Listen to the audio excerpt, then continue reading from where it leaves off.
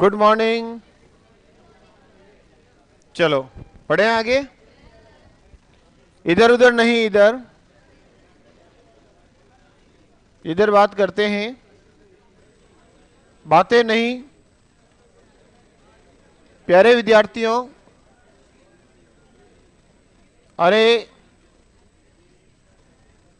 चलो, अपन बात कर रहे थे कोशिका विभाजन। पूरा पढ़ लिया था हमने, दो अवस्थाएं पढ़ ली। अब लिखो आगे, लिखो कोशिका विभाजन।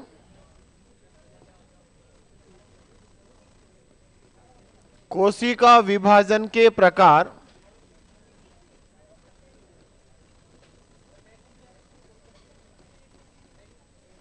कोशिका विभाजन के प्रकार लिखो। टाइप ऑफ सेल डिवीजन, वो कोशिका विभाजन कैसे होती है, वो विधि थी। पहले केंद्र का विभाजन, फिर कोशिका द्रव्य का विभाजन। अब विभाजन कितने प्रकार का होता है? 3 प्रकार का। लिखो कोशिका विभाजन के प्रकार। लिखो बेटा, 3 प्रकार होंगे। कौन कौन से? पहला लिखो असूत्री कोशिका विभाजन, एमाइटोसिस। असूत्री एमाइटोसिस। दूसरा समसूत्री माइटोसिस। और तीसरा अर्धसूत्री मियोसिस। लिखो, बातें नहीं, काम शुरू करते हैं।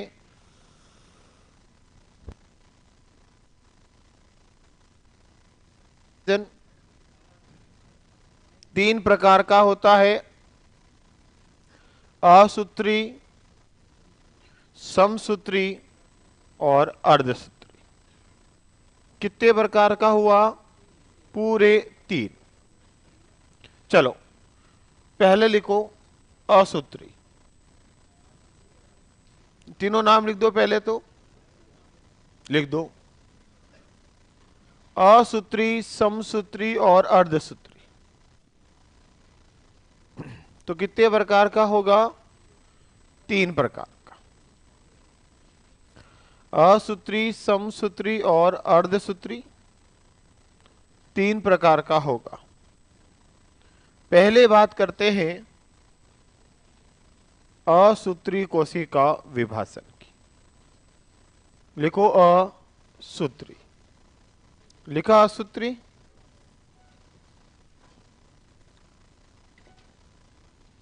चलो सबसे पहले असूत्री की बात करेंगे।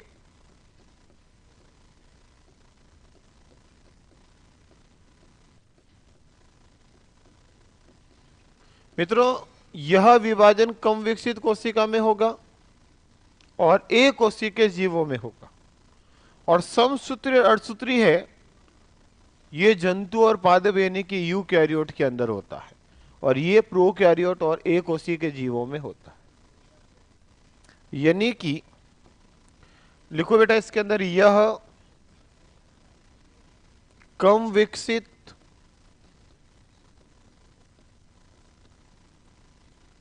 तथा एक कोशिकीय, कम विकसित तथा एक कोशिकीय जीवों में होता है।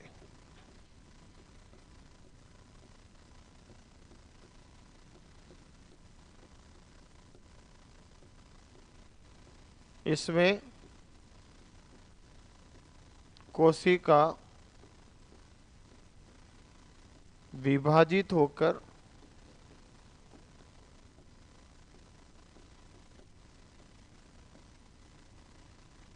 दो नई कोशिका बनाती है।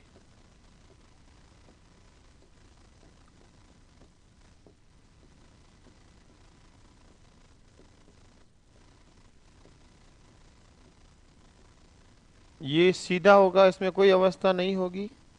उदाहरण है एक कोशिकीय जीव जैसे अमीबा, पैरामीशियम,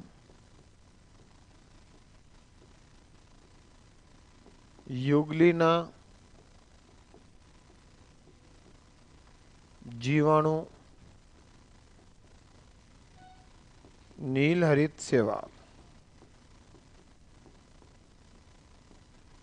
ये इसके उदाहरण हो गए।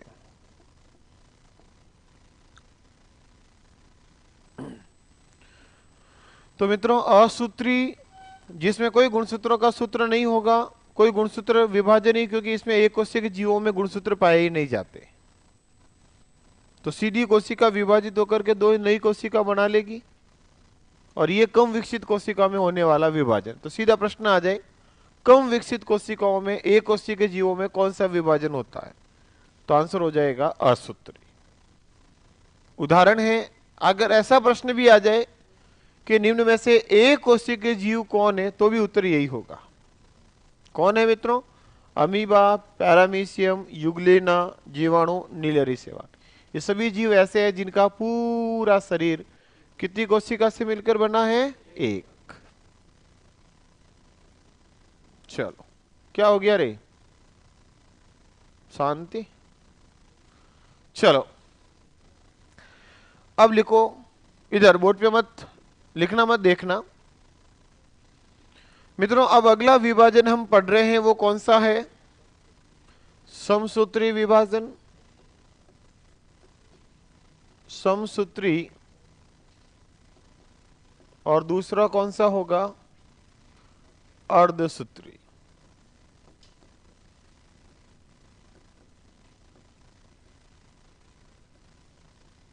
चलो, इन दोनों में मैं अंतर के साथ पढ़ा देता हूं, ताकि अंतर का अंतर हो जाएगा और याद का याद हो जाएगा।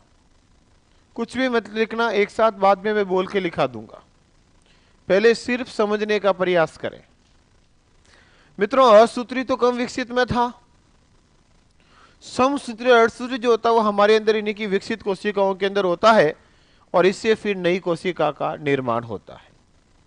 सबसे पहले प्यारे विद्यार्थियों, जो समसूत्री विभाजन है यह कायक कोशिका में होता है। किसमें होता है? कायक कोशिका में होता है। अब आपके मन में पहला प्रश्न आएगा, सर कायक कोशिका क्या होती है? और दूसरा मित्रों, यह जनन कोशिका में होता है। तो असूत्री तो होता है जनन कोशिका में, और ये होता है मित्रों काय कोशिका। काया मतलब शरीर, जैसे पूरे शरीर का निर्माण जो है मित्रों, वृद्धि, विकास, ये होता है शरीर की कोशिका। जैसे आपके चोट लगी यहां, और यहां मान लो कट लगा, तो वापस कोशिका आ जाएगी, सेम टू सेम बन जाएगी। तो ये शरीर की कोशिकाओं में शरीर की वृद्धि, मरम्मत, ग्रोथ, जो हमारी वृद्धि हुई, आप इतने से थे इतने, याद आया? अपन कहते ना इतना सा था, तो कैसे कहते? एक बार की बात है, हमने हमारे गुरुजी से पूछा था कि सर आपके बच्चे कितने हैं? तो उन्होंने कहा 2। तो हमने कहा कितने कितने हैं? तो उन्होंने कहा एक इतना है और एक इतना है। तो हम भी चक्कर में पड़ गए, आज तक हमने यही सुना एक इतना है और एक इतना है, और आप कह रहे हो एक इतना। तो उन्होंने कहा कि मैं घर जाता हूं तब तक वो सो जाते हैं, और सुबह जब मैं आता हूं तब तक वो सोते रहते हैं। तो मैंने आज तक यही देखा, एक इतना है और एक इतना। तो वो वाली बात है, अब इतने थे, इतने बड़े हुए। तो ये शरीर की आपकी वृद्धि हुई, पढ़ा ना, वृद्धि और ग्रोथ। साइको में सेकेंड यूनिट अभिवृद्धि और ग्रोथ। तो अपनी अभिवृद्धि, वृद्धि होती है, विभाजन होता है, वो कौन सा विभाजन होता है? समसूत्री। तो मित्रों यह काया मतलब शरीर की, यह शरीर में वृद्धि, और मरम्मत के समय होता है। वृद्धि और मरम्मत के समय होने वाला विभाजन कौन सा है?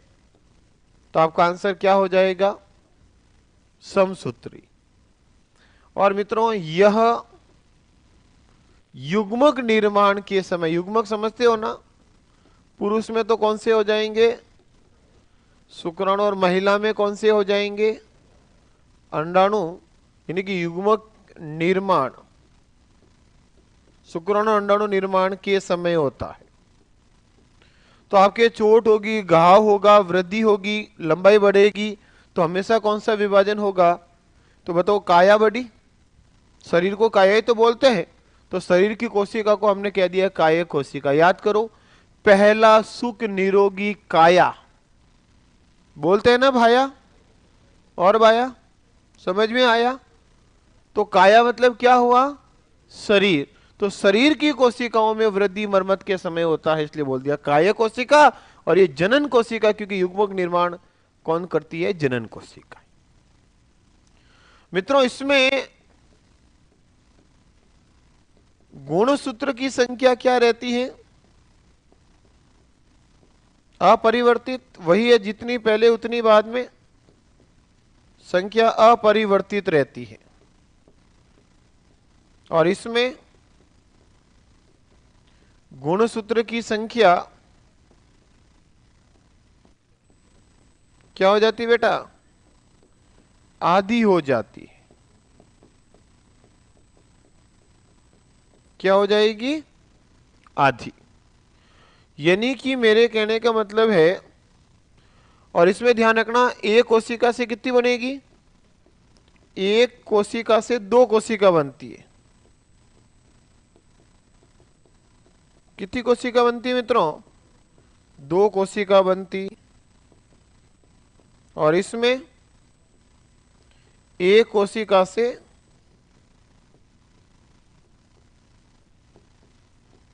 चार कोशिका बनती है।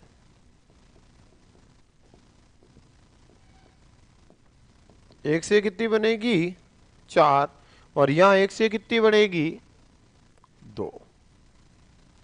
यानी कि ये कोशिका मित्रों यहां एक से कितनी बनी?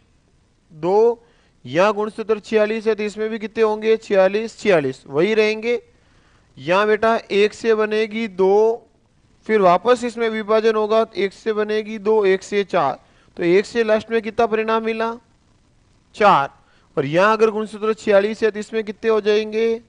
23 23 23, आधे आधे होंगे। ये अंतर है समसूत्री और अर्धसूत्री। नाम ही अर्धसूत्री, जिसमें सूत्र क्या हो जाता है? आधा। और कोशिका एक से कितनी बनती है? चार। यहां गुणसूत्र वही, और एक से कितनी बनेगी? दो। यहां कोशिका एक बार विभाजित होती है, यहां कोशिका एक और एक कितनी बार विभाजित हुई? दो। तो एक से कितनी बनी? चार। ये अंतर है दोनों में, याद रह जाएगा। ये काय कोशिका में होगा, ये जनन कोशिका में होगा। ये शरीर की वृद्धि मरम्मत के समय होगा, ये युग्मक निर्माण के समय शुक्राणु अंडाणु बनते समय होगा। इसमें गुणसूत्रों की संख्या वही रहेगी, इसमें आधी हो जाएगी। इसमें एक से दो कोशिका बनेगी, इसमें एक से चार कोशिका बनेगी। ये अंतर है समसूत्री और अर्धसूत्री। क्लियर? नोट कर लोगे? लिख दो। ये विभाजन पूरा।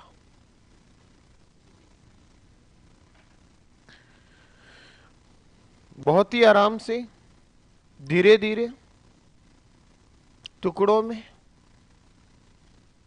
एक बहुत बड़ा टॉपिक समापन की ओर होता है।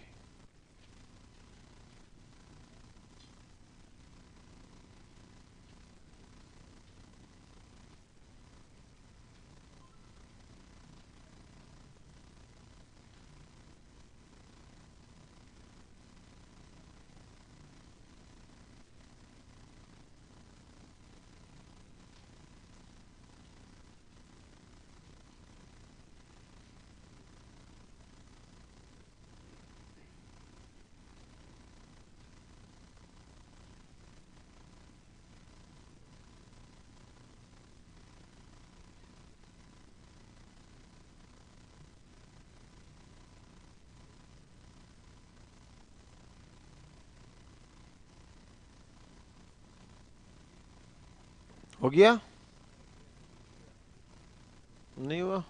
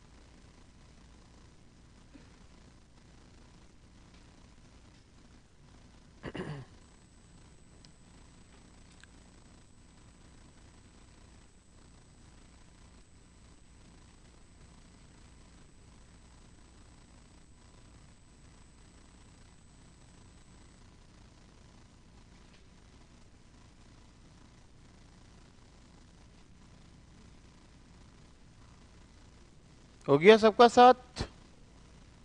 तो ये अंतर हो गया किसमें?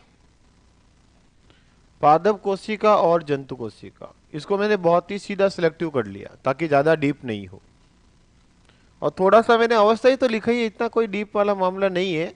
और बेटा पढ़ने वालों के लिए कभी कोई चीज मुश्किल नहीं होनी चाहिए। हाँ, नहीं पढ़े तो नुकसान होता, पढ़ने में कभी नुकसान नहीं होता। पढ़ने में नुकसान थोड़ी है। चलो आगे है जी। तो एक टॉपिक यहां पर पूरा हुआ जिसका नाम था कोशिका। हो गया कंप्लीट। चलो प्यारे विद्यार्थियों, बोर्ड पे देखना, एक नोट की बात करके छोटे छोटे प्रश्नों की बात करूंगा। इधर इतना कहां आता है सर? बेटा आप डिसाइड नहीं करोगे कि कितना आता है क्या आता है, मैं भी डिसाइड नहीं करूंगा, सीधी सी बात है। नहीं तो पिछली बार एग्जाम देने वालों से पूछ लेना थोड़ा सा। नेक्स्ट, प्यारे विद्यार्थियों, हम बात कर रहे हैं विभाजन की, जो पूरी कर ली हमने। ढंग से सुनना मेरी बात को। मैंने आपसे कहा कि जब अड़सूत्री विभाजन होता है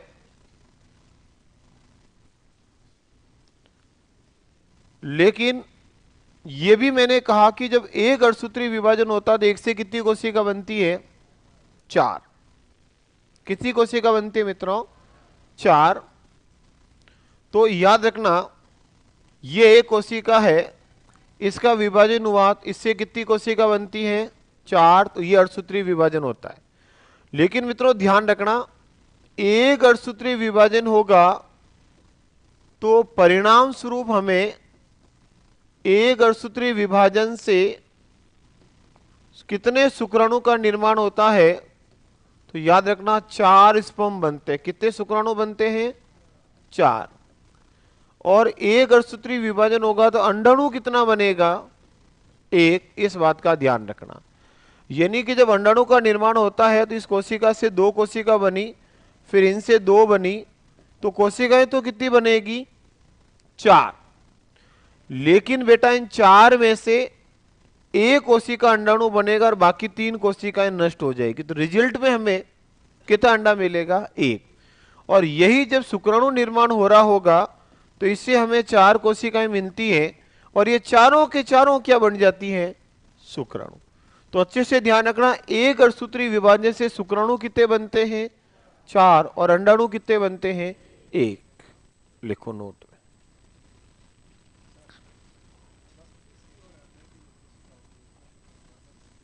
हाँ तो लिखा तो दिया, फिर बार बार क्यों लिखाऊं? किसी में नहीं आएगा, वो जी नोट अलग ही हो गया। लिखा तो दिया मैंने, ये याद करो तारक काय के अंदर। देखो भाई क्या पूछ रहे, मैं आप सबको ही बता दूं। भाई का प्रश्न है, ढंग से सुनना। आपको लगेगा तो मैं यही लिखा दूंगा नोट करके, मेरे कुछ पेट्रोल नहीं जलता, लिखाना पढ़ाना मेरा उद्देश्य है और मेरा उद्देश्य यही कि ज्यादा से ज्यादा पढ़ाना है। भाई ने मेरे से प्रश्न पूछा है कि सर मस्तिष्क की कोशिका और हृदय की कोशिका में विभाजन नहीं होता, ये आपने नहीं लिखाया। तो बेटा ये मैंने कल लिखा दिया था, इसलिए मैंने आज नहीं लिखाया। और ये किसी विभाजन का प्रकार नहीं है, इसमें विभाजन तो होता ही नहीं है। ये तो G1 में आकर के रुक जाती है, जिसको G0 अवस्था नाम दिया।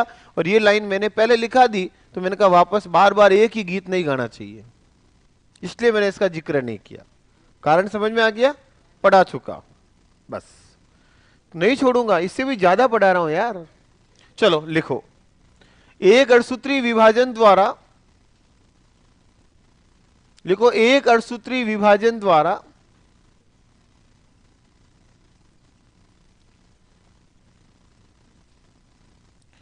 एक अर्धसूत्री विभाजन द्वारा 4 शुक्राणु तथा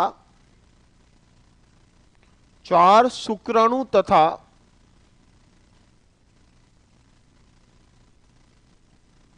4 शुक्राणु तथा एक अंडाणु का निर्माण होता है। 4 शुक्राणु तथा एक अंडाणु का निर्माण होता है। तो शुक्राणु कितने बनेंगे मित्रों और अंडाणु कितने बनेंगे? 1। इससे ऐसा प्रश्न पूछ सकते हैं, इसलिए मैंने लाइन लिखाई। लिखो प्रश्न, लिखो 100 शुक्राणु व 100 अंडाणु निर्माण के लिए 100 शुक्राणु तथा 100 अंडाणु निर्माण के लिए कितने अर्धसूत्री विभाजन की आवश्यकता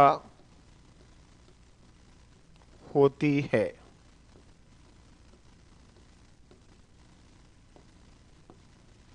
पहला ऑप्शन 100 25, दूसरा ऑप्शन 25 100, तीसरा 25 25, चौथा 100 100।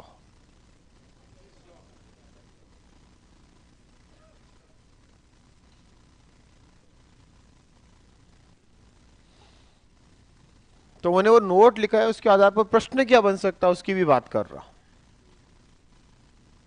चलो किसका आंसर है फर्स्ट? 1, किसी का नहीं। 2, पूरी क्लास का, फिर आगे तो पूछने की जरूरत ही नहीं है। बहुत अच्छा, वेरी गुड। अगर आप ये सब पढ़ रहे हो तो और कुछ चाहिए नहीं मुझे, ये सेकंड ग्रेड वाले भी नहीं करेंगे, इतना मैंने पढ़ा दिया। चलो आया ना समझ में? कैसे मित्रों एक विभाजन से कितने 4 शुक्राणु बनते थे, हमें कितने चाहिए 100 में, तो 4 का भाग दे दो कितने हो जाएंगे 25, और एक अड़सूत्री से एक अंडाणु बनता है तो 100 के लिए कितने चाहिए 100, ऐसे तो आंसर हो जाएगा सेकी। चलो, जैसा कि मैंने आपसे कोशिका पढ़ाते समय वादा किया था कि हम लास्ट में एक लिस्ट बनाएंगे पादप और जंतु कोशिका में अंतर। लिखो, पादप कोशिका व जंतु कोशिका में अंतर, difference between plant cell and animal cell. पादप कोशिका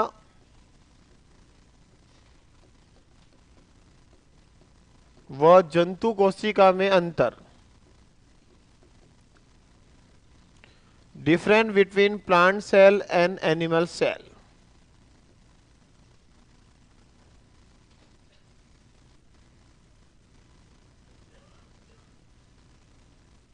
लिखो मित्रों, पादप कोशिका और जंतु कोशिका में अंतर की बात करते हैं।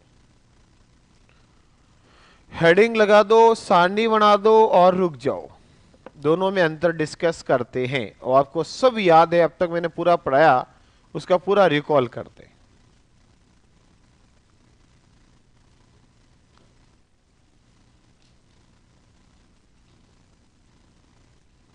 चलो,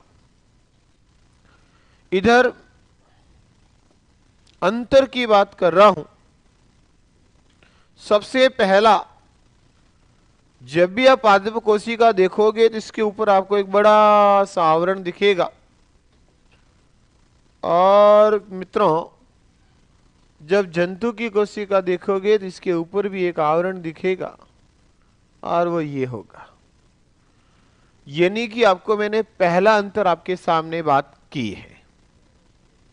सबसे पहले जो पिंक कलर से मैंने बनाया है वह है कोशिका भित्ति, सेल वॉल, याद है मेरे भाई बहन। उसके बाद मैंने दूसरा बनाया है वो है कोशिका झिल्ली। तो शायद आप सभी प्यारे विद्यार्थियों को पहला अंतर समझ में आया होगा, ऐसी मैं उम्मीद करता हूं। अच्छे से समझना ताकि वापस बिल्कुल रटने की जरूरत नहीं होनी चाहिए। देखो मित्रों, यहां कोशिका भित्ति होती है और यहां कोशिका भित्ति नहीं होगी, झिल्ली होगी। झिल्ली तो दोनों में ही होगी। हो गया एक अंतर। दूसरा अंतर याद करो, पादप कोशिका के अंदर एक बड़ी सी रिक्तिका होती है, इसलिए केंद्रक बीचों बीच नहीं पाया जाता बल्कि कहीं ना कहीं साइड में होता है। जबकि कोशिका में रिक्तिका नहीं होती है एनिमल्स के अंदर, इसलिए केंद्रक कहां होगा बेटा। तो दूसरा अंतर, यहां केंद्रक झिल्ली के पास होता है और यहां केंद्रक कोशिका के बीच में मध्य में होता है। दो अंतर। तीसरा मित्रों, यहां पर जो लाइसोसोम होता है वो बिखरा हुआ होता है, और लाइसोसोम को ही हम यहां पर पादप में नाम देते हैं डिक्टियोसोम। क्या कहते हैं? जबकि यहां पर लाइसोसोम ही कहलाता है। ये दूसरा अंतर जो मैंने आपको नया बताया है। कोई तकलीफ? तीसरा अंतर मित्रों, यहां पर याद होगा आपको, क्लोरोप्लास्ट यानी कि हरित लवक होता है और यहां पर हरित लवक नहीं होता है, बल्कि यहां पर एक्स्ट्रा अंग होता है जिसको नाम दिया सेंट्रोसोम, और यहां पर सेंट्रोसोम नहीं होता है। यहां पर मित्रों जो भोजन संचित होता है, फूड स्टोरेज, वो किस अवस्था में होता है? स्टार्च की फॉर्म में। और यहां जो भोजन संचित होता है वो कौन से फेज में होता है? ग्लाइकोजन फॉर्म में। तीसरा मित्रों अंतर, इसके अंदर वैक्यूल यानी कि रिक्तिका पाई जाती है, और पादपों के अंदर और जंतु के अंदर रिक्तिका नहीं पाई जाती। तो ये अंतर हो गए आपके पादप और जंतु कोशिका। कोई तकलीफ? लिखा दूं बोल के? लिखो। पादप कोशिका, जंतु कोशिका, एक एक मैं बोलूंगा, आपको लिखना है। पादप में लिखो, कोशिका भित्ति पाई जाती है। लिखो, पादप के अंदर कोशिका भित्ति पाई जाती है।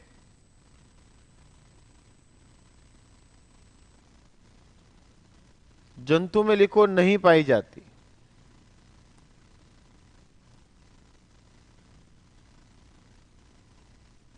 नहीं पाई जाती।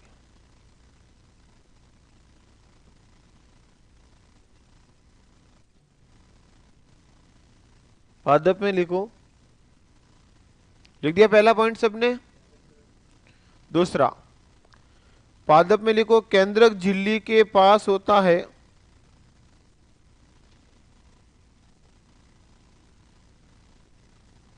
केंद्रक झिल्ली के पास होता है।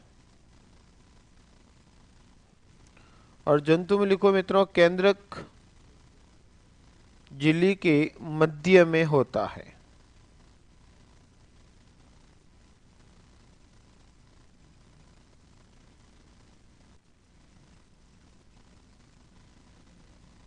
झिल्ली के मध्य में होता है।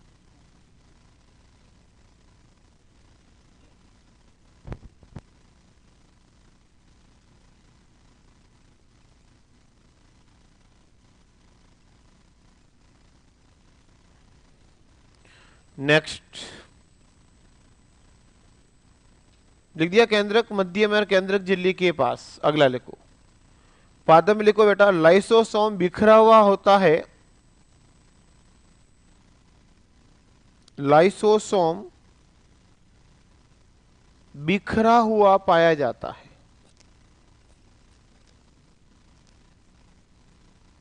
लाइसोसोम बिखरा हुआ पाया जाता है, जिसे बिखरा हुआ पाया जाता है, जिसे डिक्टियोसोम कहते हैं। लाइसोसोम बिखरा हुआ पाया जाता है, जिसे डिक्टियोसोम कहते हैं।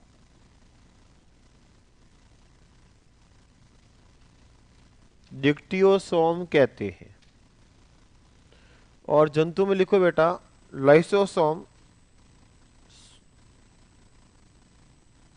एक जगह पाया जाता है। लाइसोसोम एक जगह ही होगा, बिखरा हुआ नहीं होता, एक जगह पाया जाता है। लाइसोसोम एक जगह पाया जाता है।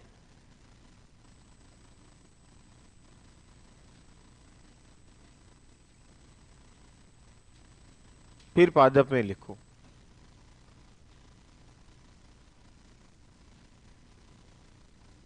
लिखो हरित लवक पाया जाता।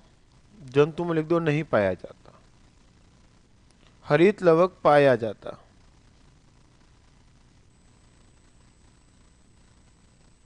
और जंतु में लिख दो मित्रों, नहीं पाया जाता।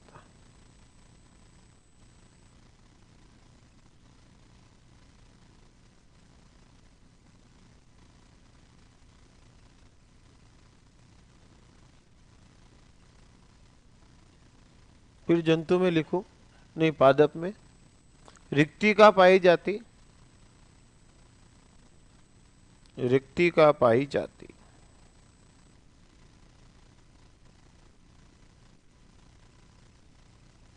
और पादप में लिख दो, नहीं पाई जाती।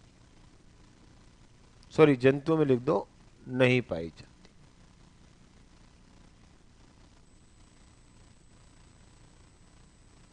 फिर पादप में, भोजन संचित स्टार्च के रूप में।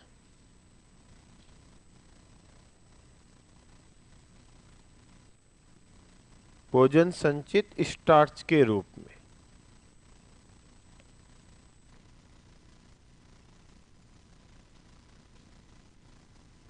भोजन संचित स्टार्च के रूप में।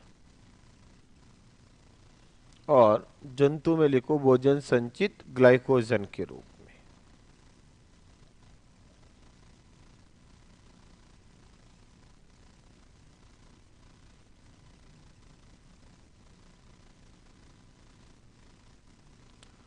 ये अंतर हुआ मित्रों पादप और जंतु कोशिका। तारकाय का लिख दो, हाँ। पादप में लिखो तारकाय नहीं पाया जाता, जंतु में लिख दो पाया जाता।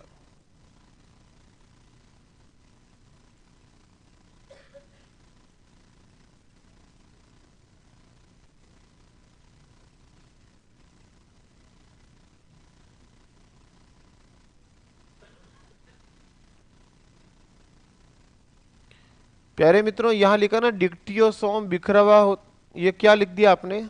लाइसोसोम लिखा ना, वो लिखो गोल्जी बॉडी, सॉरी गोल्जी काई है ये। लाइसोसोम की जगह लिखो गोल्जी काई बिखरा हुआ होता है जिससे डिक्टियोसोम कहते हैं, सॉरी। और यहां हो जाएगा गोल्जी काई पाया जाता है, ये सही करना। तो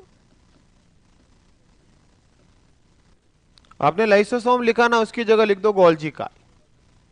बिखरा हुआ कौन होता है? गोल्जी काई। हो गया सही। वापस गोल्जी काई वाले में आओ, लाइसोसोम वाले में। वहां लिखा ना लाइसोसोम बिखरा हुआ होता है, लाइसोसोम की जगह क्या लिखोगे? गोल्जी काई बिखरा हुआ होता है जिसको डिक्टियोसोम, तो डिक्टियोसोम किसका नाम है? गोल्जी बॉडी का। और यहां गोल्जी का स्थानीकृत एक जगह होता है, ये सही कर लेना थोड़ा सा। गोल्जी काई बिखरा हुआ होगा जिसे डिक्टियोसोम कहते हैं लाइसोसोम की जगह, और लाइसोसोम की जगह क्या लिख देना है? गोल्जी काई स्थानीकृत एक जगह होता है। मतलब लाइसोसोम गलत लिखा, उसकी जगह गोल्जी काई लिखना, 100 बातों की एक बात। हो गया सबका? इतना कंफ्यूजन वाली कोई बात ही नहीं है। चलो इधर एक बार क्या मुंह से क्लिक हो गया वो लाइसोसोम, तो फिर लाइसोसोम लिख दिया मैंने, जबकि लिखना क्या था? गोल्जी का। हालांकि उस समय तुरंत पकड़ में तो आ गया, पर मैंने कहा पूरा लिखने दो, लास्ट में करेंगे नहीं तो बाकी वालों को भी तुम गड़बड़ कर दोगे।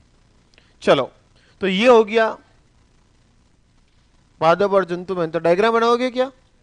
बना लो, बना लो, ताकि थ्योरी नहीं पढ़नी पड़ेगी, तुरंत डायग्राम देकर काम हो गया।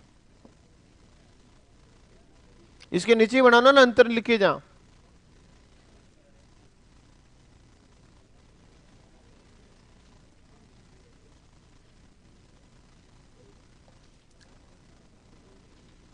इधर उधर नहीं।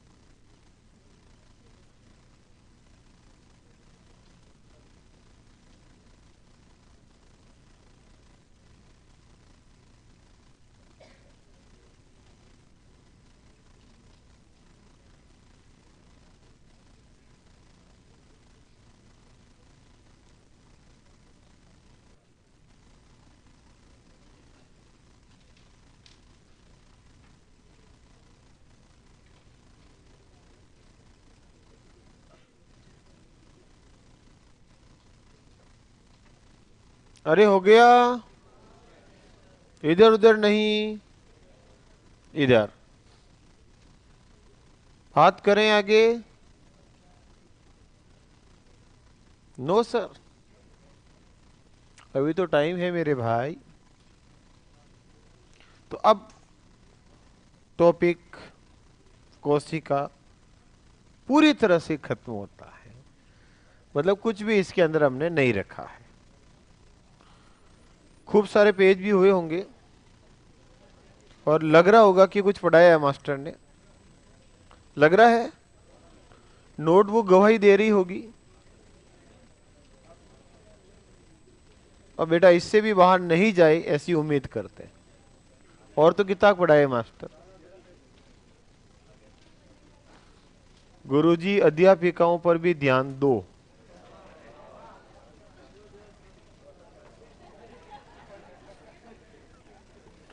चलो बढ़ू आगे। नेक्स्ट नया टॉपिक, सेकेंड नंबर कौन सा है? लिखा है ना शुरू में मैंने नाम, श्वसन और परिवहन। हेडिंग लगाओ, श्वसन व परिवहन, सेकेंड नंबर टॉपिक।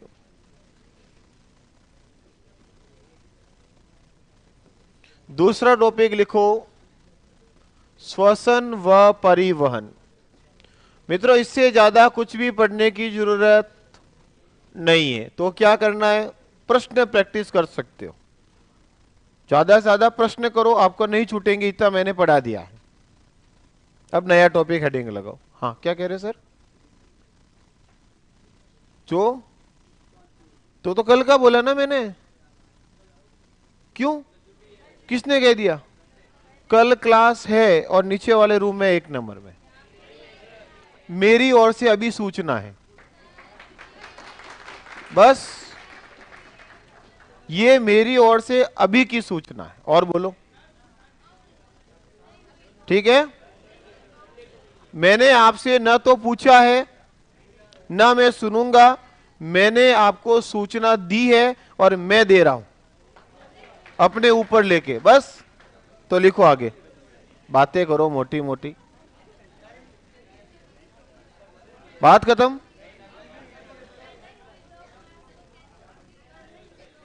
कल नहीं हुई तो जिम्मेदारी मेरी, और मेरी आवाज रिकॉर्ड हो रही है।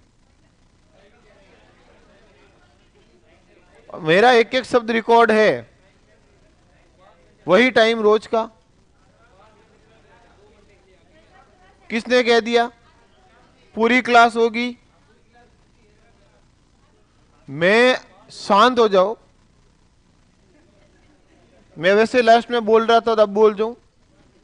कल आपकी क्लास होगी, पहला पॉइंट, सुबह 7 बजे होगी, 12:30 बजे छुट्टी होगी, और नहीं, जो रोज होती है वही क्लास होगी जो आज हुई थी, ठीक है? और मित्रों यह है कि इस हॉल में नहीं होगी, नीचे वाले रूम में 1 नंबर में होगी। ओके, अब इसके अलावा किसी से कुछ मत पूछना। यूं नहीं मैं क्लास छोड़ के नीचे हूं, सर कल आना है? हाँ साहब आना है। चलो खत्म। मेरी बात सुनो, ये सूचना उस समय की थी, अब सूचना इस समय की। ऐसे कैसे हो गया? क्योंकि आप लोगों ने खुद ने कहा कि सर बार बार छुट्टी नहीं होनी चाहिए, इसलिए। अब छोड़ो, मैं इस पे कोई बात नहीं करूंगा। लिखो आगे, बातें करो मोटी मोटी इनको। मतलब कभी भी विद्यार्थी के लिए संतुष्टि होगी ही नहीं। छुट्टी रखे, रोज रोज क्या है ये छुट्टी? नहीं रखे, सर कैसे नहीं? इसलिए पढ़ लो मेरे भाई और भाई। इधर नेक्स्ट, तो सूचना दे दी है, और जिसको सूचना नहीं पहुंची वो घर जाके मेरी क्लास रिकॉर्ड वापस सुन लेना। चलो इधर श्वसन और परिवहन की बात, अब इधर उधर नहीं, सीधा सटीक आओ इधर। किधर बात करते हैं बेटा? श्वसन और परिवहन 2 टॉपिक हैं। पहले बात करेंगे श्वसन तंत्र की, फिर बात करेंगे परिवहन रक्त की। तो लिखो पहला पॉइंट श्वसन तंत्र। श्वसन परिवहन में पहला टॉपिक श्वसन तंत्र, रेस्पिरेटरी सिस्टम। लिखो श्वसन तंत्र, रेस्पिरेटरी सिस्टम। चलो श्वसन तंत्र की बात करते हैं। सबसे पहले हेडिंग लगाओ श्वसन तंत्र। श्वसन किसे कहते हैं? श्वसन, रेस्पिरेशन बोलना नहीं है, आपका काम है सुनना और मेरा काम है सुनाना। सुनो, सुनाओ, लाइव बनाओ। तो बात करते हैं श्वसन। बताओ सबसे पहले मैंने पढ़ा है आपके सामने शब्द और लिख भी दिया श्वसन। What is the respiration? श्वसन किसे कहते हैं? पहला शब्द गैसों को लेना और छोड़ना श्वसन है, सही है एकदम। पर यह छोटे लेवल की परिभाषा हो गई। लिख दो पहली परिभाषा, आप राजी रहो। लिखो गैसों को ग्रहण करना व छोड़ना श्वसन होता है। नॉर्मल परिभाषा लिखो, गैसों को ग्रहण करना व छोड़ना श्वसन कहलाता है।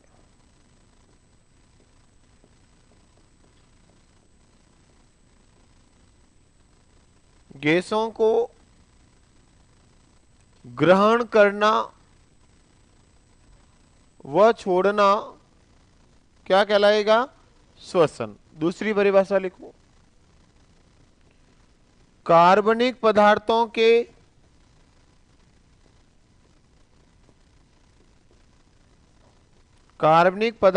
के ऑक्सीकरण द्वारा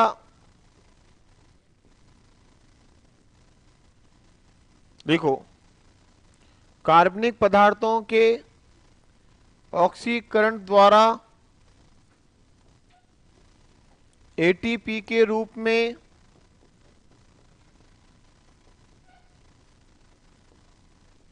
ऊर्जा का निर्माण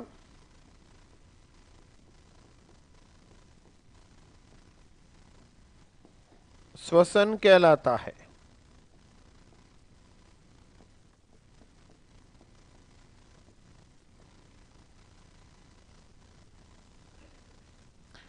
प्यारे विद्यार्थियों, गैसों को ग्रहण करना व छोड़ना श्वसन कहलाएगा।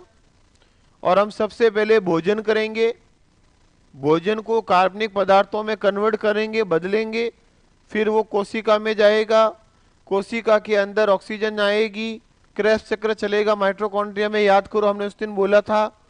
और वहां पर एटीपी की फॉर्म में ऊर्जा का निर्माण होगा। इस ऊर्जा निर्माण की क्रिया को अपन नाम देते हैं श्वसन। तो एटीपी मतलब आपको पता ही है पूरा नाम, तो ए फॉर एप्पल नहीं, एडिनोसिन, एप्पल तो हो गई पूरी, ट्राइफॉस्फेट, यह है एटीपी का पूरा नाम। तो मित्रों मैंने आपके श्वसन की दो डेफिनेशन लिखाई है, एक एटीपी की फॉर्म में ऊर्जा का निर्माण और दूसरा गैसों को लेना और छोड़ना। अब लिखो श्वसन दो प्रकार का होता है। श्वसन कितने प्रकार का होगा? दो। लिख दो, श्वसन दो प्रकार का होता है। पहला होगा ऑक्सीश्वसन या वायवीय श्वसन।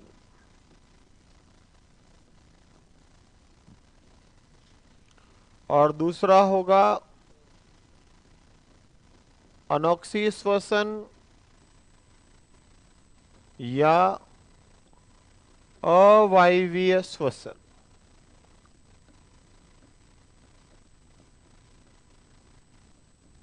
मित्रों श्वसन दो प्रकार का होगा, ऑक्सी और अनऑक्सी। ऑक्सी श्वसन वायवीय श्वसन और अनऑक्सी श्वसन अवायवीय श्वसन। सबसे पहले चलो दोनों नाम लिख के रुकना, तुलना करता हूं, और इसी सारणी से पिछला प्रश्न आपके निकला था मेंस का। इस इंडेक्स को जिसने ढंग से सुना समझा था उसका प्रश्न सही हो गया था। अब ये तो आपको पकड़ना पड़ेगा, क्योंकि सीधा शब्द आए को जरूर नहीं, पर सब तो वही था। अभी प्रश्न बताऊंगा तो आपको समझ में आ जाएगा। चलो इधर आराम से दोनों नाम लिख के रुक जाना, समझना बेटा, और फिर कोई दिक्कत है तो बात करेंगे, नहीं तो नोट करेंगे। चलो लिख दिया होगा दोनों नाम। ढंग से सुनना, अच्छे से सुनना, समझना। फिर आपसे मैं 4 प्रश्न करूंगा, उन प्रश्नों के उत्तर देंगे, फिर इसको नोट करेंगे। यानी कि पहला काम होगा मेरा समझाना, दूसरा काम होगा मेरा प्रीवियस ईयर जो आपका प्रश्न आया था यहां से वो बताना, फिर आपसे कुछ प्रश्न करना और फिर नोट करना। तो रुकना। ऑक्सी श्वसन और अनऑक्सी श्वसन। तो सबसे पहले श्वसन कितने प्रकार का होता है? संसार में मित्रों जितने भी जीव हैं उन जीवों से केवल 2 प्रकार का श्वसन होता है, या तो होगा ऑक्सी या होगा अनऑक्सी। ऐसा श्वसन जिसके अंदर ऑक्सीजन भाग लेती है, O2 भाग लेती है मित्रों, उसे कहते हैं ऑक्सी श्वसन। और ऐसा श्वसन जिसमें ऑक्सीजन भाग नहीं लेती है उसे कहते हैं अनऑक्सी श्वसन। जिसमें ऑक्सीजन भाग लेती है वो होगा ऑक्सी, और जिसमें ऑक्सीजन भाग नहीं लेती वो होगा अनऑक्सी। ऑक्सी और अनऑक्सी, क्लियर? तो वायु जो हवा में होगा, हवा ग्रहण होगी तो ऑक्सीजन जाएगी, और जिसमें हवा ग्रहण नहीं होगी ऑक्सीजन नहीं जाएगी। तो इसको बोला ऑक्सी और अनऑक्सी। अन मतलब एब्सेंट, ऑक्सी मतलब ऑक्सीजन। वायु और अवायु जिसमें वायु नहीं।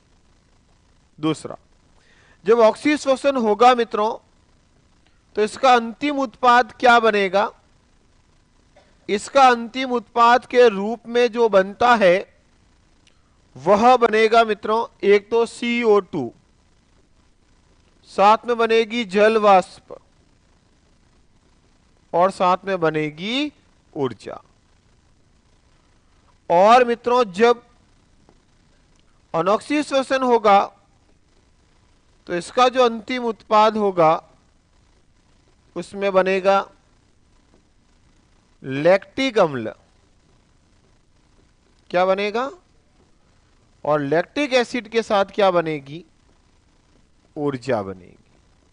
तो ये पूछा था अनऑक्सी श्वसन का उत्पाद है, तो ऑप्शन था लैक्टिक एसिड प्लस ऊर्जा।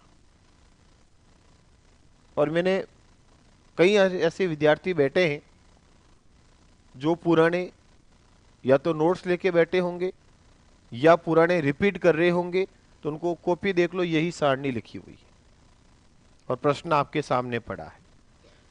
मित्रों उस समय जब मैंने पढ़ाया था तो मेरे दिमाग में सेकंड ग्रेड का एक प्रश्न था जो आया था। क्या आया था? कि ऑक्सी श्वसन का उत्पाद है। पहला ऑप्शन था CO2, दूसरा ऑप्शन था CO2 प्लस जल वाष्प, तीसरा ऑप्शन था CO2 जल वाष्प प्लस ऊर्जा, और चौथा था इनमें से कोई नहीं। तो उसका उत्तर गया था CO2 जल वाष्प ऊर्जा। उस क्वेश्चन को ध्यान में रख करके मैंने ये पढ़ाया था और इस बार ये आ गया था। तो अभी आप में से कई कहते हैं ना कि सर डीप जा रहे हो, एक एक लाइन लिख रहे हो फलाना। तो मित्रों इसका कारण ये रहा, ये कंपटीशन है, दिनों दिन बढ़ रहा है, घट नहीं रहा है। तो मैं तो पुराने प्रश्नों को लेकर ही चल रहा हूं। तो आया समझ में सीधा प्रश्न? तो बेटा 5 प्रश्नों में से 3 प्रश्न मिल रहे हैं, 2 मिल रहे हैं, मिल तो रहे हैं ना, और बाकी नहीं मिले वो किससे हो गए ये तो बताओ। जिससे हुए वो बता दो ना, ताकि उसका सिलेक्शन हो गया, आपका रुक गया, उसका भी नहीं, प्रश्न सही थोड़ी हुआ। तो लेवल ही अप कर दिया उसका, आप भी कुछ नहीं कर सकते और मैं भी कुछ नहीं कर सकता, पर मैं प्रयास पूरा करूंगा। मैंने एक लाइन बोली, मुश्किलें आदमी का हौसला बढ़ाती है, टूटते ख्वाब हकीकत दिखा सकती है, पर मुश्किलों से कभी हारना नहीं चाहिए। ध्यान रखना, समस्या आएगी, घर से निकले हैं पढ़ने के लिए आए हैं तो समस्या आएगी, तो सर्दी लगी, और घर से आए ही नहीं तो क्या लगेगी। पढ़ेंगे तो प्रश्न सही होगा गलत होगा, पढ़ेंगे नहीं तो क्या सही गलत, ध्यान रखना। तो ये प्रश्न रहा आपका पुराना 3rd ग्रेड का, आया समझ में। नेक्स्ट मित्रों, जब वायवीय शोषण होगा, ऑक्सीजन शोषण होगा, तो इसके अंदर कौन कौन भाग लेता है? ग्लाइकोलाइसिस प्लस कौन सा चक्र होता है? क्रेब्स चक्र भाग लेते हैं।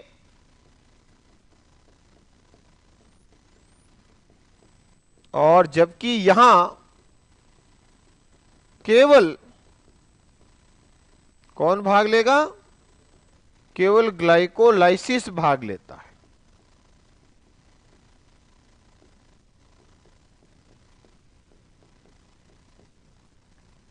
यहां दोनों चक्र होते हैं या केवल एक? तो प्रश्न अब यह बनेगा, ये तो बन गया ऊपर वाला, तो कौन सी क्रिया ऑक्सी और अनॉक्सी दोनों में चलती है? ग्लाइकोलाइसिस। कौन सी क्रिया होना केवल अनॉक्सी शोषण है? ग्लाइकोलाइसिस। कौन सी क्रिया केवल ऑक्सी शोषण में चलती है? क्रेब्स चक्र। ये नया प्रश्न हो गया अब आपका, पुराना गया नया आया। नेक्स्ट, ऑक्सी शोषण किसमें होता है? उदाहरण, तो सभी प्रकार के पादप व किसमें होगा मित्रों? जंतुओं में। और अनॉक्सी शोषण किसमें होगा? तो बेटा इसका उदाहरण होगी, एक तो मसल्स, मांसपेशियां, और दूसरा आरबीसी, नाम सुना होगा आपने, लाल रक्त कणिकाएं, और तीसरा अंतःपरजीवी, जो शरीर के अंदर रहते हैं और वायु के संपर्क में नहीं आते, जैसे जीवाणु, बैक्टीरिया, वायरस, ये सब, कवक वगैरह सभी। तो ये हो गया मित्रों शोषण कितने प्रकार का? 2। वापस बोर्ड पे देखो, शोषण कितने प्रकार का होता है? आपके पेपर में पहला टॉपिक जिसको एग्जामिनर ने फॉलो किया, और टॉपिक फॉलो करते ही टॉपिक से प्रश्न पहले पॉइंट से निकल गया। अगर कोशिका नहीं छोड़ी, कोशिका से प्रश्न दिया तो 100% आएगा। कोशिका को छेड़े ही नहीं, जननतंत्र नाम दिया, जननतंत्र पूछे ही नहीं, तो तुम्हें क्या करो, और पूछ लिया तो फिर अंदर जाए। तो याद रखना, फालतू की गारंटियां नहीं लेनी है, फैकोलॉजी नहीं करनी है, मेहनत पे विश्वास करना। तो शोषण कितने प्रकार का हुआ बेटा? 2। कौन कौन सा? ऑक्सी और अनऑक्सी। क्रेब्स चक्र बता दीजिए, सब बता देंगे, पहले रुको, जितना बता रहा उतना याद करो, पहले प्रश्नों को तैयार करो। कोई नहीं आएगा क्रेब्स चक्र क्या, सचित्र वर्णन करो, प्रश्न आएगा क्रेब्स चक्र किसमें होता है, क्योंकि आपको आपका लेवल देखना है। ध्यान रखना, ऑक्सीजन भाग लेगी वो क्या होगा? O2। ऑक्सीजन भाग नहीं लेगी, O2 भाग नहीं लेगी, वो होगा अनऑक्सी। भाग लेगी वो ऑक्सी। इसमें क्या बनेगी? CO2, जल वाष्प ऊर्जा। इसमें CO2 नहीं बनेगी, केवल लैक्टिक एसिड और ऊर्जा बनेगी। यहां ग्लाइकोलाइसिस और क्रेब्स चक्र 2 भाग लेते हैं, यहां केवल ग्लाइकोलाइसिस भाग लेता है। ये पादप और जंतु सभी में होता है, ये विशेष जगह होगा मसल्स के अंदर, आरबीसी के अंदर और अंतःपरजीवी के अंदर। यहां ऊर्जा बनती है, लिख दो बेटा, यहां 36 या 38 एटीपी ऊर्जा बनती है। कौन से शोषण में? और अनॉक्सी में आप नीचे जोड़ देना, कितनी बनती है? 2 एटीपी। तो बताओ ज्यादा ऊर्जा किसमें बनी? तो विकसित जीवों में कौन सा होगा? ऑक्सी। क्लियर? आया कुछ समझ में? याद हुआ? प्रश्न आया?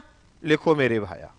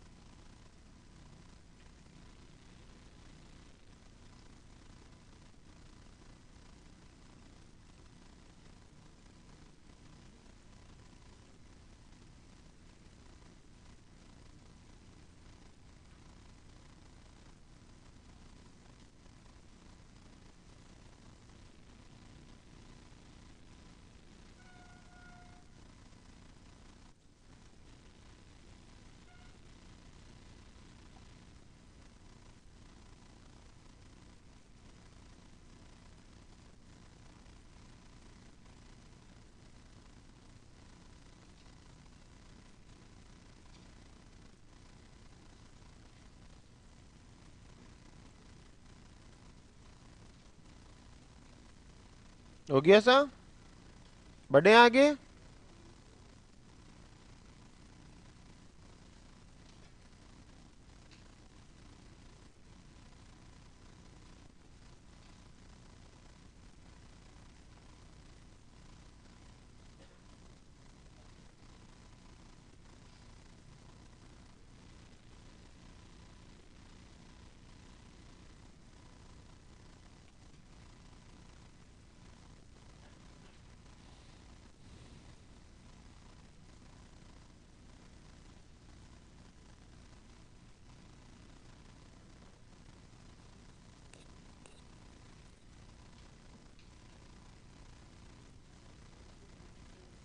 हाँ भाई, चलो इधर। तो हम किसकी बात कर रहे हैं? ऑक्सी और अनॉक्सी श्वसन की। याद हुआ कुछ कुछ? इसमें ऑक्सीजन भाग लेगी, उसमें ऑक्सीजन भाग नहीं लेगी। इसमें CO2 जल वाष्प और ऊर्जा, और ऊर्जा कितनी? 36 ATP 38, वहां कितनी? 2। वहां लैक्टिक एसिड बनेगा। यहाँ ग्लाइकोलाइसिस और क्रेब्स चक्र दोनों होंगे, वहां केवल ग्लाइकोलाइसिस होगा। ये पादप जंतु सभी में होगा और वो केवल विशेष स्थानों पर होगा। चलो एक प्रश्न मेरा बाप से। लिख दिया यहां तक सबने? बढ़ू आगे? चलो, कहां अटक गए भाई? टाइम तो पूरा दिया ना यार। मार साहब थोड़ी स्पीड में रखो। कहां पहुंचे हो? पहुंच गए घर पे? चलो नेक्स्ट, एक छोटा सा प्रश्न। O2, CO2, N2, H2, 4 option है। मैं 2-3 प्रश्न करूंगा, आपका काम होगा सिर्फ ऑप्शन के आधार पर उत्तर देना। इधर पहला प्रश्न मेरा आपके सामने है, पेड़ पौधे श्वसन में कौन सी गैस लेते हैं? बोलना नहीं, पूछ रहा हूं आराम से, पादप की बात कर रहा हूं। पेड़ पौधे श्वसन में कौन सी गैस लेते हैं? किसका उत्तर है? 1, 2, 3, 4। बेटा मैंने किसका पूछा है? पादप का। और पादप श्वसन में कौन सी गैस लेते हैं?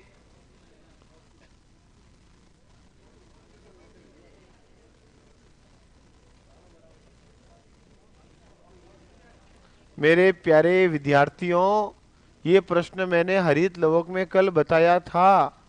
पहले मेरे मन में था कि नहीं पूछूं, बता रखा है, फिर मैंने कहा चलो एक बार ट्राई कर लेते हैं, और भाई साहब मेरा दिमाग सही चला। अभी भी आप गलत दे रहे हो, ये गलत बात है। पेड़ पौधे श्वसन में कौन सी गैस? चलो वापस पूछ लूं, इस बार सोच समझ के बताना। किसकी बात कर रहा हूं? पेड़ पौधों की। किसका आंसर है फर्स्ट? 1, 2, 3, 4। अरे क्या कर रहे हो तुम लोग? पेड़ पौधे हो चाहे कोई पौधा हो, इधर देखो मेरे भाई, O2 भाग लेती है यार, ये रहा पादप। अब देखो, ये प्रश्न अगर एग्जाम में आता है तो मास्टर इस प्रश्न को देख के बहुत खुश होता है और कहता है कि ये देखो मेरे पढ़ाइयों में से आ गया, और विद्यार्थी बैठे बैठे कहता है साले ने बताया ही नहीं। मजाक नहीं कर रहा हूं, हकीकत बात कर रहा हूं। प्रश्न आया अनोक्सी शोषण का उत्पाद, मास्टर ने लिखा ही नहीं। अरे सारणी बना के बताई, पर तुम्हारा ध्यान नहीं गया, मास्टर क्या कर सकता है इसका बताओ? वहां एक भी प्रश्न नहीं आया। अरे भाई तो फिर ये क्या लिखाया, बता दो तुम ही। तो याद रखना बेटा, डायरेक्ट प्रश्न नहीं आता इस जमाने में, उसके आसपास प्रश्न आता है। ये देखो मैंने साफ लिखा दिया, O2 भाग लेती है, उदाहरण मैंने लिखा दिया और प्रश्न आ गया। ऐसे प्रश्न आते, यानी कि मैं आपसे प्रश्न पूछ के ये समझाना चाह रहा हूं कि प्रश्न पढ़ाई में से कैसे निकलते हैं। केवल पढ़ने से सिलेक्शन नहीं होता है, ये सबके पढ़ा हुआ था। मैं बता दूं ये सारणी सबको याद थी, फिर भी गलत करके आए क्योंकि प्रश्न समझ में नहीं आया। तो ध्यान रखना मेरे प्यारे विद्यार्थियों, इसका आंसर हो जाएगा ऑक्सीजन। और याद करो आपकी नोटबुक में लिखा रखा है, पेड़ पौधे भोजन बनाने में CO2 लेते हैं और श्वसन में ऑक्सीजन लेते हैं। जब मैंने हरित लवक पढ़ाया तो मैंने वहां पर भी लिखाया था, नहीं तो मैंने बताया था वहां जरूर। याद करो वो पल, रिकॉर्डिंग मिल जाएगी, अभी को तो कट करके बता दूं। तो मित्रों फिर प्रश्न क्यों गलत हुआ, सोचो इसके पीछे। इसका मतलब आप लोग शब्दों पे ध्यान कम देते हो। मैंने एक दिन बोली थी एक लाइन कि एक ही नोटबुक को 10 बार 50 बार पढ़ो, न कि 50 किताब एक एक बार। भले ही उसमें मैटर कम हो, छो ही था, अपने पूरा नंबर नहीं लाना है। तो याद रखना बेटा, आंसर क्या होगा? आंसर हो जाएगा O2। क्लियर मेरे भाई? चलें आगे। नेक्स्ट, दूसरा पॉइंट, दूसरा प्रश्न। तो आज के बाद गलत नहीं होगा ना अब तो? अरे इसीलिए तो कहते हैं रात को पेड़ के नीचे नहीं सोना चाहिए, क्योंकि रात को पेड़ के नीचे भूत आ जाता है और खा जाता है। इसलिए नहीं, रात को पेड़ पौधे केवल श्वसन लेते हैं तो O2 लेते और CO2 देते, और आप भी O2 लेते और CO2 देते हो तो आसपास के वातावरण में ऑक्सीजन की कमी होगी तो क्या होगा? दम उड़ जाएगी, मर जाओगे। भाई साहब, आप में से कोई पेड़ पे नीचे सोए क्या कभी? याद करो, सर्दियों में नहीं, गर्मियों में पेड़ के, मान लो छत के पीछे पेड़ है, मकान के पीछे आया हुआ, आप छत पे सो रहे हो, पेड़ के नीचे सो रहे हो, सुबह क्या भूत आया उठ के? मर गए ना आप तो सब। बेटा मरते नहीं है। तो ऑक्सीजन की कमी रहती है तो आलस्य रहता है। नींद आती है, सुबह उठ गए तो भी क्या हुआ, चाय नहीं पी 2 कप, तो आज पता नहीं यार, आलस ही आलस, नींद, मिट्टी मिट्टी नींद आ रही है सुबह सुबह। अरे भाई साहब, ऑक्सीजन की कमी रही, और सुबह सुबह प्रकाश संश्लेषण की दर वापस तेज होती है, तो खाया पिया बचाया कुछ नहीं होगा मेरे भाया, गैला बनाया। तो आंसर क्या होगा? O2। दूसरा प्रश्न पूछ लू, इस बार तो सब सही करोगे ना? पक्का? पक्के इलाज का पक्का वादा आप लोग कर रहे हो? किससे? खुद से। चलो दूसरा प्रश्न, इस बार मैं बारीकी से चेक करूंगा कि कौन कौन सही करे। चलो, मेरा प्रश्न यह है कि पेड़ पौधे, चलो हो गया पेड़ पौधों वाला, तो अपने ही बात कर लेते हैं। हम मनुष्य श्वसन में कौन सी गैस लेता है? क्या प्रश्न है? मनुष्य श्वसन में कौन सी गैस लेता है? हो गया? किसका उत्तर है? 1 O2,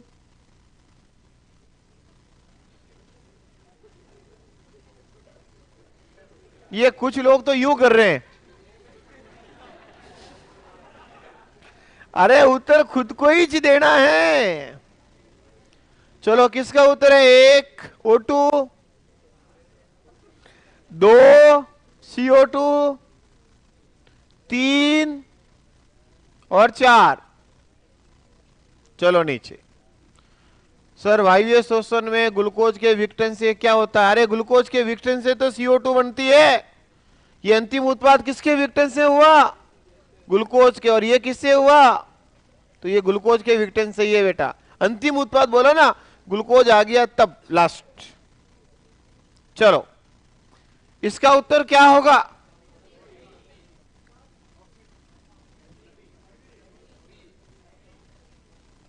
अच्छा ये बताओ, आप में से कभी किसी ने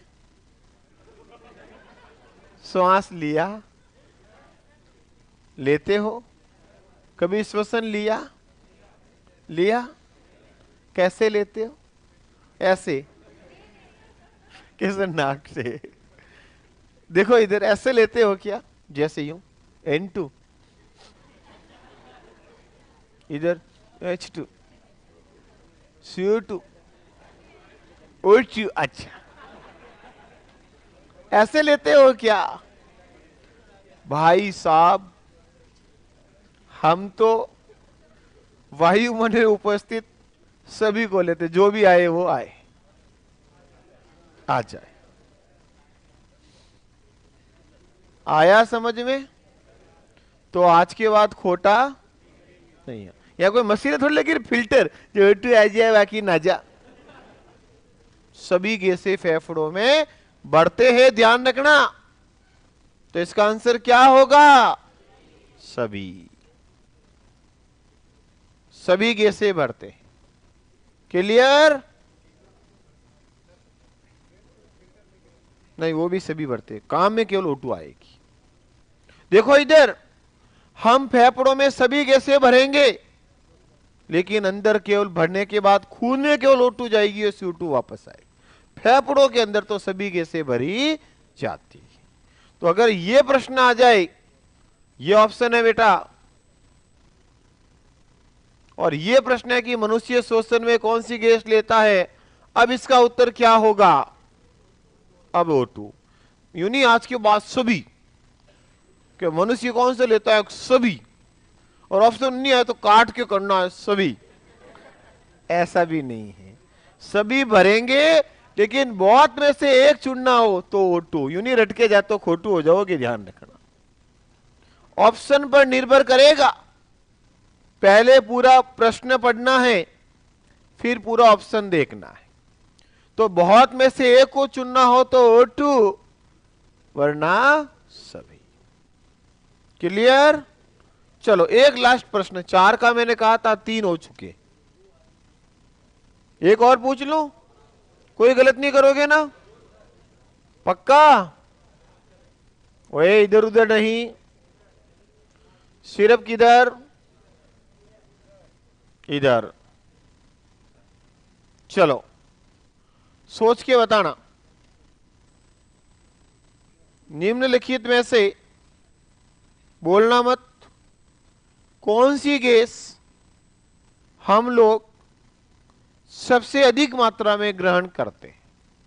सोच के सोचो। 7 क्या? अरे जो याद किया जाएगा वो जाएगा, और क्या जाएगा? 7 क्या जाएगा? पढ़ो जो जाएगा। चलो किसका उत्तर है? 1 O2। देखो पीछे देख रहे, अरे खुद को ही देना है उत्तर।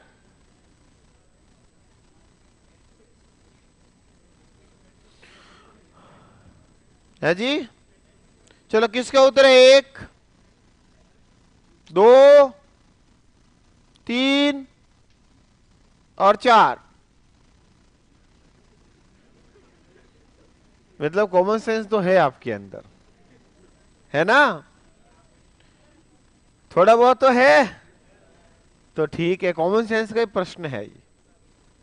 जब मैंने आपसे कहा कि हम वायुमंडल में उपस्थित सभी गैसें ग्रहण करते हैं, तो सीधी सी बात है मित्रों, जो ज्यादा होगी वो ज्यादा आएगी और कम होगी वो कम। और ये कितना परसेंट है? 78, ये 0.03, ये 21 और अदर बाकी सब 1%। तो सबसे ज्यादा कौन हुई? जो ज्यादा होगी वो ज्यादा आएगी। कोई दिक्कत? तो लिखो किसका? भाई साहब अभी आधी उम्र हुई है, टाइम नहीं हुआ है। एक क्वेश्चन और आ जाएगा यूं। सुधर जाओ मास्टरों, मैं भी मास्टरों का मास्टर ही हूं, ध्यान रखना। चलो लिखो नोट। मतलब लोग पढ़ना चाहते हैं पर पढ़ाने वाला नहीं है। यहां पढ़ा रहा हूं पर पढ़ने वाले नहीं है, क्या क्यों? ये दुनिया बड़ी लुटेरी है, ना तेरी है ना मेरी है। सामने तो राम राम और मेरे जाते ही सीधी छुरी है। सही है ना? हाँ लिखो नोट। देखो बेटा, श्वसन के दौरान पेड़ पौधे, श्वसन के दौरान पेड़ पौधे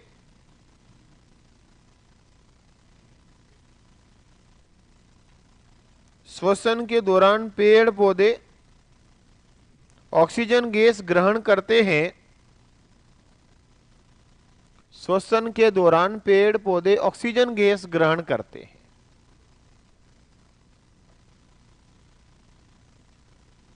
ऑक्सीजन गैस ग्रहण करते हैं, जबकि भोजन बनाने में पेड़ पौधे,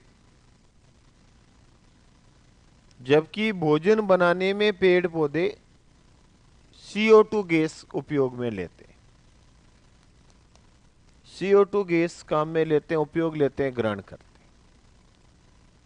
हैं। एक बार फिर लिखा दी, अब गलत मत करना प्लीज, नहीं तो पढ़ाया हुआ 0 हो जाएगा, क्योंकि वैसी बूंद बूंद से घड़ा बढ़ना है।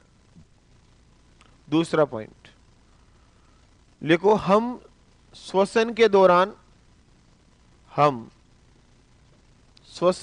दौरान वायुमंडल में उपस्थित, हम श्वसन के दौरान वायुमंडल में उपस्थित सभी गैसें ग्रहण करते हैं। सभी गैसें ग्रहण करते हैं,